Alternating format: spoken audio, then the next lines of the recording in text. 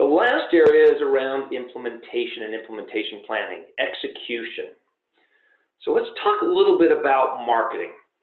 They're going to be the first folks that get this, that say, okay, we got to take this to market. What are some of the areas that they're going to be interested in?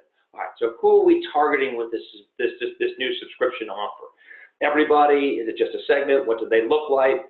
What's the value of this offer? How do I create the materials necessary in order to be successful in not only the creation of this, the value proposition, but the communication? Do I need to understand the value of subscription versus ownership? And the answer is absolutely yes, especially for an established business coming to market with an established ownership model in place and wanting to overlay that subscription model. Again, your customers will be doing it, let's face it, full on, and make sure that we're talking about that full iceberg, not just the tip of the iceberg that we saw previously. And then lastly is ensuring that we have the marketing collateral, white papers, use cases, value calculators, all up to date. From the sales side, and this is probably the most important piece of it aside from metric, as you think about those key success factors, right? One, what training do you need to provide sales? Again, we're not just selling the same solution in a subscription format. This is an entire new solution. This is entire new discussions. It's new decision criteria on their customer side.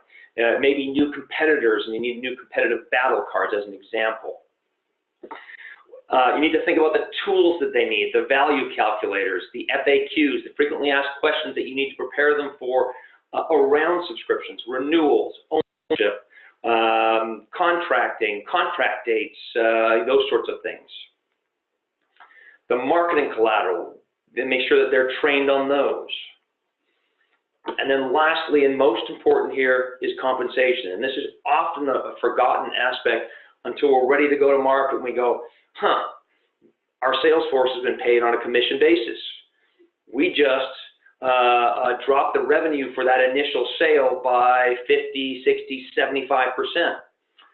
Given the option, I imagine the sales force is going to continue to want to push that higher priced ownership, if only for the reason to ensure that they maximize their compensation.